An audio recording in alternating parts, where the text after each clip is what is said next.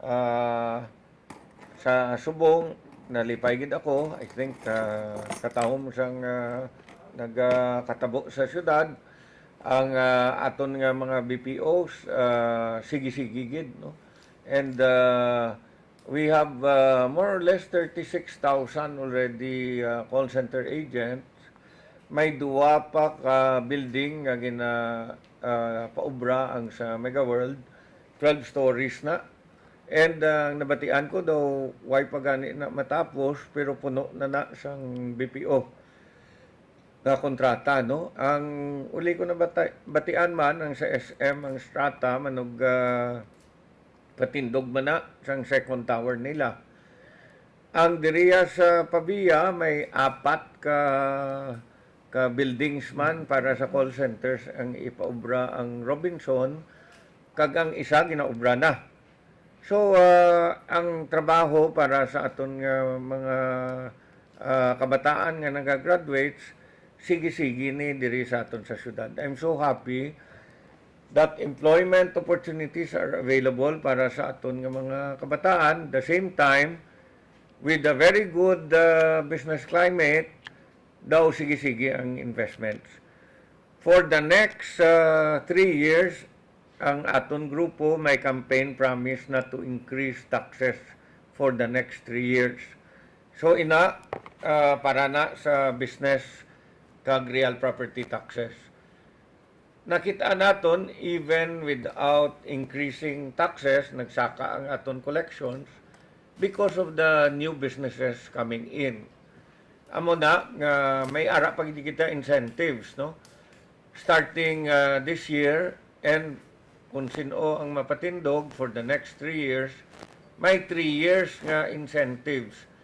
Graduated na for real property kag business taxes, halin sa 100%, 75%, kag 50%. And ginalantaw naton ang growth areas naton, ari ni sa Radial Road, sa Coastal Road, kag sa Circumferential Road. As long as mapaobra ka na building sa diri nga mga areas and masulod ka sa aton nga mga incentives, masulod ka nga tax-free for 3 years at graduated rates, no? At the same time, nakita naton nga ang aton business one-stop shop sa mga malls dako ginabulig, especially sa collection naton, no? So, ginapatapos ta lang ni ang election ban, may mga fondo na kita i-develop ini tanan ang sa malls, sa Merrimart, sa I think Atrium, sa SM City, sa Robinson's Place diri sa city proper. And ang initanan, kung mabayad ka taxes, makuha ka sidula, diri ka na lang kadto sa mga malls. Kay hindi na mapabudlay ang aton pumuluyo nga makadto pa diri sa aton sa City Hall. At the same time, ang mga innovations ta, gin-separate na ang business permits para sa mga private sa aton OBO. One of these days, imbitaron ko ang katapos ng media para makakadto kita da sa opisina sang OBO. May aragin sila brand new offices. Kag may ara sila ya separar ang business permits, building permits nga gina-issue nila, ginamatamat na digitize. Kaya isang unang problema sa mga negosyante nga kung may masulod sa inspection, sa annual inspection, mangitaan sila sa ilang building plans, hindi nila ma-provide. Tisubong ya, hindi nakita hagad pangita sa plans, kaya ara na gid na ya makitaan sa aton nga mga opisina sang OBO, kay digitize ta na. Ano ginaobratan ni subong tanan nga ginahambal ta? Ginapapos tang negosyo nga magsulod diri sa aton sa syudad para nga hindi sila mabudlayan. Ikaduha, why ta nagapasaka taxes para affordable ang diri sa aton sa syudad. Ikatatlo, even nga why kita nagpataas ang taxes, sige man dapat ng aton nga services. Kag nagdugang pa kita services, kay ti may libre kita nga dialysis. Ang aton nga mga health centers, gin-improve ta. Kag during the pandemic, sige-sige aton nga lakat. So, manami ang lakat sa syudad. It is a bright spot according to Colliers ang para sa real properties. Ang aton BPO, sige man dako, kag sige damo, with the PPOs, ang development ng aton nga mga buildings. At the same time, kadako sa mabulig sang aton nga BPO industry kay ti ang mga call center agents ari diri tanan ngakadto sa mga restaurants ta ngakadto sa aton nga mga malls ang economic nga driver ari gid diri sa aton sa syudad. So I am ready for questions, no. Ang uli na lang gali na testingan ta ng 4-day work week daw okay man kita medyo makapoy lang gabi. Pero may Friday kitang libre, kag kadako gid sang mabulig man para sa mga pamilya naton. Okay? Yes, sir. Would like to ask the first question, Chia, please. Si Alex.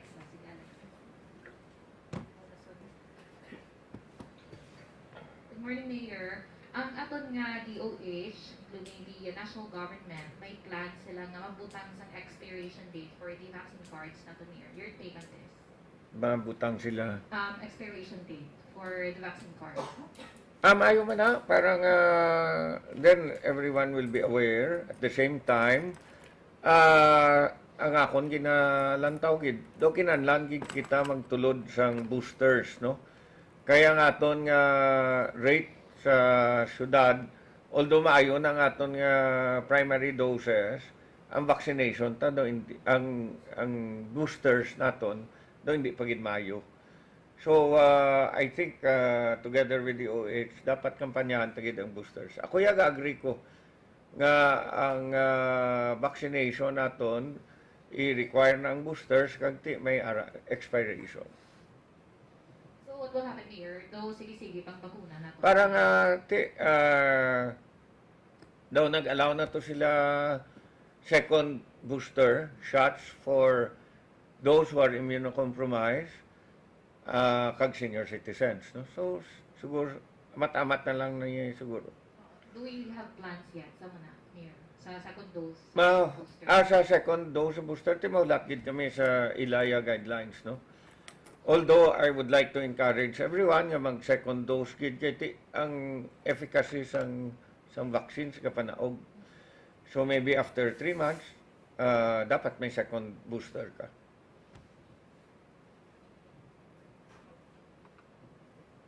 Mayor, may nabato na kita nga budget diri sa may Iloilo City Government para sa mga para sa fuel subsidies ng ato mga tricycle drivers. Why pa? Ina na ngayo to sila sang listahan kung pila ka bilog aton tricycle drivers padala na ko to listahan. But ang budget daw ay pa nila na padala base maagi man na sa LTFRB or Land Bank why ko kabalo. Kay ang process na is ang Iloilo City Government kay sandi mo niya sa LTFRB Mayor mo andre na sila sa LGU. Nangayo man lang sila actually sang listahan, no? Hindi man listahan gani kung sino mga ngalan, ang ngayo lang to nila is the number of tricycle drivers which we have submitted already. Okay. Basi pangita pa sila fondo para ibulig na. Sige na, Mayor, ano ang reaksyon mo sa nagkakatabo ng agricultural smuggling sa pusod? Well, ako landowner man nga mga umaman kita, kalabanan tong ginatanom namon niya tubo, kag may humay man kami. Kaluluoy gid ang aton nga mga farmers, no? Kay pasudlan kita sang mga smuggled nga mga kalamay. Smuggled, subong may basahan ko, smuggled nga mga vegetables, no? Kaluluoy man. And at the same time, ang ginambal pa ang mga carrots to, daw na sprayan sang formalin. So it's not going to be safe for everyone. I think ang customs, together with the DA, should be very strict para nga maproteksyonan taman ang aton nga mangunguma. No, Mayor, ang reaksyon tamahan kay si Presidente Rodrigo Duterte ni basuran niya ang rekomendasyon sa DepEd na mandatory face-to-face classes. Anong mahambal mo sa diri, Mayor? Kasi sa mga campaign rallies kani gid nila gusto ng mga tao. Ang kabataan, ang education kuno ay face-to-face, apektado gid. And may nabasahan ako nga ang capacity nga magbasa ang kabataan ta subong apektado gid sa pandemic, no? Hopefully whoever will become president in June will be able to come up with more proactive solutions para sa pandemic nga ini. Kaya nakita naton na kung hindi tani pag bakunahan kabataan, kag ibalik sa mga eskwelahan, kaluluoy gid lang ang edukasyon naton. Even before the pandemic, ang aton education kumparar sa tanan nga mga countries diri sa ASEAN, we were at the level, bottom level, no? So, subong siguro, kung itanawon pagid, subong nga pandemic nga wa ipataya kabalik sa face-to-face, base nang negative na kita. Okay, subuon sa lingon na Mayor. Kung sa lingon, Mayor, ano kita, pabor kita nga ibalik na natin mandatory na face-to-face class. Ako pabor ko first i-allow na ang face-to-face classes. Ikadua, siguro i-require ng kabataan nga dapat may bakuna sila so that pagbalik nila sa eskwelahan kundi safe na sila. So anong rason ta, Mayor, nga ano do hindi pa kita iban magginikanan diri sa syudad, no? Magpanugot nga ila kabataan nga nagkaedad 5 katuig pasaka na mabakunahan, Mayor. May ara kita vaccination but very slow. So, ginabantayan nila siguro kung why man tabo sa iban ng mga kabataan siguro ipabakunahan man nila. But si Lucy kung napabakunahan niya na bata.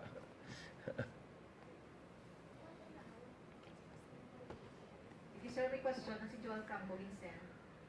Asking about the update natin, sir, sa request ng termination of contract ni Astra if naka-respond ng IATF. Why pa ka-respond? Nagkadto man ding Astra sa Kasanoto, may mga solutions man sila nga gina-propose. Pero ang IATF, you have to understand that whatever we signed with Astra was a tripartite agreement. And ang tripartite agreement to, kita, abing city, under kita sa IATF, kay atong ito ng pirma, si Duque kag si Galvez. So, ginpaagi namon to ang aton request nga i-rescind naton tong kontrata kay kadamo pa sa aton bakuna and hindi naman mausar. So, ato pa to sa ila, we hope that they will resolve it soon. No? Follow-up, sir, ni Joey Marsan of Guardian sa question sa expired vaccine, sir, if kuno ang ginahimo sa city sa mga expired na vaccines.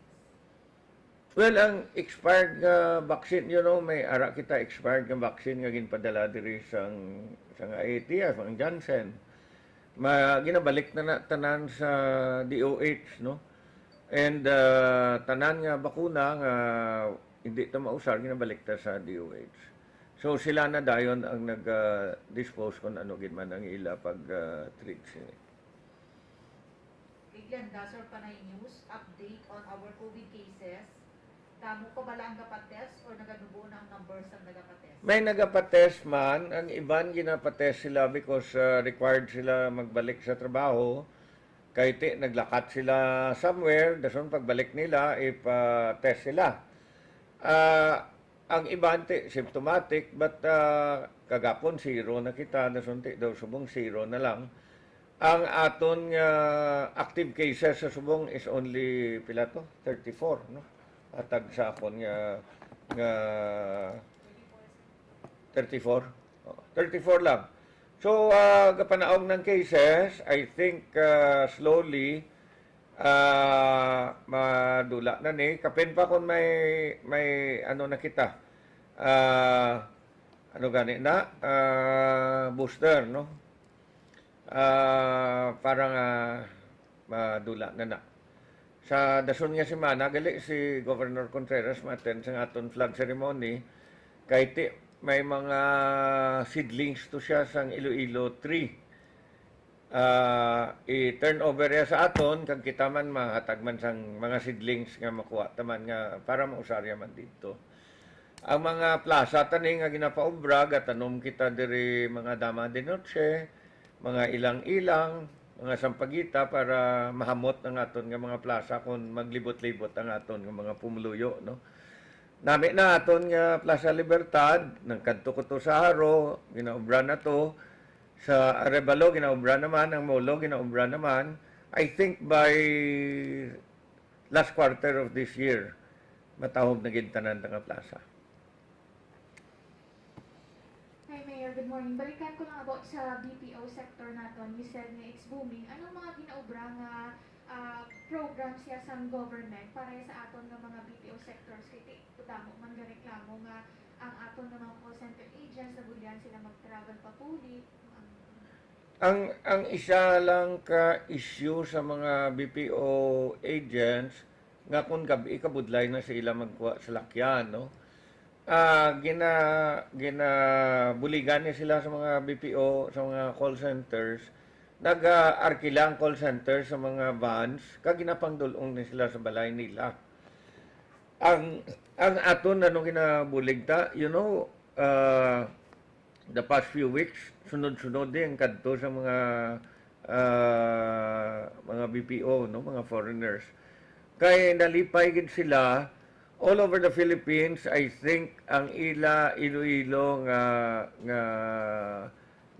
operations amo gid pinakauna na bakunahan, pinakauna na hatagan second dose, pinakauna nga na booster. Kag during the time of the pandemic, kung ano mga kinanlan nila, di mapus ang ila pag tawag sa aton, no? They never had any problems. Kay ang coordination naton mapus gid. Kay sino sila ga-coordinate sila kay Francis Cruz. Kag ga-coordinate man sila sa kay Vilma Lau. May bago man kita da nga opisina sa kay Vilma ang aton economic promotion. Sige-sige man na ilang pag-promote sang aton syudad. Kay importante nga ang mga negosyante kag investors diri may kadtuan diri nga opisina sa aton sa syudad, no. And whatever they need ginabuligan ta. There were times nga challenging man ang aton nga relationship sa BPOs, kay there were times nga ang ilang managers diri why naga-coordinate sa aton, but you know, after nga do klaro na bilang coordination do hindi naman problema. Duha guro Mayor sa industry nga nagaboom gid subong ang Iloilo City is BPO and real estate. Ano ayhan in your opinion ang rason nga ang diri sa Iloilo City nag-boom ang ina nga duha ka industry after the pandemic? Ang real estate kay first mapos diri magkadto sa syudad. Ang mga permits mapos kag way ta ginapabudlayan ang mga negosyante diri, no. Second, ang city is considered one of the economic drivers for the Philippines, nga regional center diri nga kadamo gid sang tawo nagakadto diri. Kung makadto na ka sa mga mall subong do nagbalik na ang pre-pandemic nga tawo, no. Ang isa di ka mall nakaagi lang ko sa dalan niya, puno-puno gid sang weekend, no. Kay may sale sila. Ang BPOs, because of our graduates, no, I think we should be proud nga ang graduates naton diri very trainable, no. Kag ang aton diction la hindi matig-a pareha sa ibanta nga mga utod. Ang iba niya matig-amo, kitaya syado ka homok. Kung in English ganito, masalaan nga slang kayo. Actually, meron ako na next question. I think ang tong sale, amo nang first nga sale man nga natago after pandemic, nag-aamat-amat na balik ang kadamuon sang mga tao. May mga reminders ka lang or ano ba ginobrahon sa city government para ma-ensure ya ang safety sang aton nga mga pamumuno? Well, we continue to remind, we continue to campaign for boosters. We campaign for safe workplaces, no. parehas diri sa akon sa opisina ko. Ngaway ko gausar sang mas kung kisa kay may negative pressure ni diya sa akon diri. Anong negative pressure? Ang fresh air nagasulod dira kag ginasuyop pagwa diri. So ang negative pressure is required sa mga ospital. Magsakay ka sa eroplano may negative pressure man, no? We continue to campaign for safe workplaces.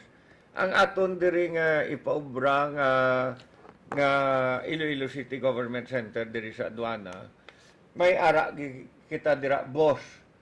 Ang boss na is business one-stop shop. Kag may isa ko nga gin-required dira nga kinahanglan may ara man nga negative pressure ina para nga ang tanan nga makadto dira nga makuha sang ilang business permits kabalo sila nga safe ina da nga lugar. Ang dira bila sa aduana sa tabok gid lang sang customs may ara kita da lugar nga ipaubrata daw 3 or 4 story na. And ang ground floor na will be the business one-stop shop. So hindi ka na gani kinahanglan nga makadto diri sa City Hall para nga magkuha sang imo building business permits. Kay pwede ka nakakadto dira sa aton sa aduana. Ang tawag naton is the Iloilo City Government Center. With negative pressure. Last na lang, Mayor, may target ka until when ma-implement ang 4-day work week? Until when siya? Nakita ko na nga daw ang issue sa Ukraine daw amat-amat ma-resolve na ni, no? Because daw hindi man ma-sustain sa mga parties ang pag-ilinaway. Once ma-resolve ni, I think masigi-sige naman ni ang pagbakal sang oil kag magwa naman ni masigi naman ni ang sa Ukraine nga tanan nga mga dira kita gakuha sa mga steel requirements mo. So ang nagsaka subong ang aton nga mga construction materials kag ang fuel, no? Once ma-stabilize ang fuel kag ang construction materials, di mamatamat na kita balik sa normal.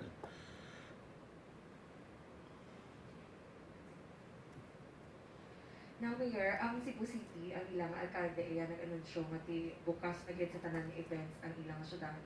Kasubong sa mga concert, Mayor, dito may aratos ng arat na concert sa Cebu. Bali dito mga masobra 100,000 to kapumuluyo ang nagtilipon. Ito hindi na makontrol sa mga pulis. Tinayan sa syudad, Mayor. AT Alert Level 1, man kita sa gihapon, pasugtanan at ayahan natin ina ang mga aktibidad. Yes, we will. No? Butangan na lang mga compliance officers para nga manigurado lang ta. But I think it's really about time that we start going back to normal. And balik naman ko sa education, I think face-to-face education is one of those things nga dapat mabalik na kita sa normal. Dito sa syudad, Mayor, may mga bulutuan na kita nga open for face-to-face graduation. Mayroon na to. Galing ti mga fourth year medical students, fourth year nga mga medtech, mga mo lang na, no? But why nagin man tanan, no? May isa kinang nagkanto nga may bata siya kuno sa Iloilo Doctors nga mabalik na sa face to face. Tiga pangayo ang eskwelahan nga i-test sila tanan antes sila magbalik sa face to face. Lingko pobre sulat and we will send it to the city council para malibre ta lang ang test, no? Ano ginman na para mag-test kita sa mga estudyante para kabalik sila sa face-to-face education. Ginapalagas ko gani para nga ma-endorse ko to sa City Council para buwas nila nga session. Now, para sa imo, Mayor, ang aton nga nagkakatabo iti sa syudad, kasubong bala sa mga inang pagpamulay, pagpamahog sa mga supporters, abi sang biyang partido, kasubong sa mga nagkakalinabo diri sa Mayor. Sa paglantaw, Mayor, posible nga mabutang kita sa election hotspot kay kadamo sa mga nagareklamo nga mga opisyal nga ginapakaya ginamulay sa iba ng mga kandidato. Well, depende na, no? But amo na, galing ga panawagan man ko Japon sa iban nga mga kandidato. Ang eleksyon, isa lang ni Adlaw. Matapos ang eleksyon, ilunggo ka man Japon. Kaya ti, kag diri ka man Japon, ga-star sa syudad, no? So, hopefully, you have to rethink about what you've been doing. Nga, ang eleksyon, hindi tagin ni pagpangimatyan git, no? Ang mga tao di ka pangita man kung diin man sila mabulig, di mabulig na iya sila. Kada isa may pilion gin man ni sa eleksyon kay ti amo kani tawag eleksyon. Kung gusto mo nga ay pili ay ti kundi seleksyon na tawag ya. Di ba? So, ang akon tani matapos na ni nga eleksyon para matapos na. May countdown ko di gani 35 days pa bilin. Kay ti gadali nako kay nagainit naging nga gainit ang tiyempo. Kabudlay magkampanya kung mainit, no? Pero at least refrigerator, di mo mind. Te ako at least ya kay ti sado kalayo sang kontra ko ti. Do refrigerator lang ulo ko. Pero te sige man gyapon akong libot kay ti amo niya basta eleksyon gusto gid sang tao makita ka, mauyatan ka, mapamatian ka kung ano mga plano mo sa syudad, no? And I think makatindog ko ya sa naobrahan ta sa syudad before the pandemic, during the pandemic, and after the pandemic. Siglanda, sir, yung question, notwithstanding that you are in alert level 1, ma-appeal pa rin kita po alert level 0. Gahulat ako, no? Ang siling nila, maistoryahan tang alert level 0 kung mataas na ang aton nga boosters. Ang booster ko nga gina-require nila para sa alert level 0 is 70%. Di, 36% pa lang kita, medyo malayo pa. Kung malagas na tani na yung 70%, then pwede na kita kapilar para sa alert level 0. Pangwaon ta na face mask ta, etc. no? Di, ang aton booster rate daw, pila pa lang to, last week to pag-check ko, 36%, kilayo-layo pa sa 70%. Amo na, kapangayoon ko man ang bulig sa aton nga media, labi na gid sa aton diri sa city, kakampanyahan tagid ang booster shots, no? It is very important that we do the boosters because ang efficacy sang aton nga bakuna nagapanaog. Especially if you were vaccinated with Sinovac, no? Kay sa tanan nga bakunang Sinovac mo pinakalubo sa efficacy. Masiway pa ka muna booster? Ah.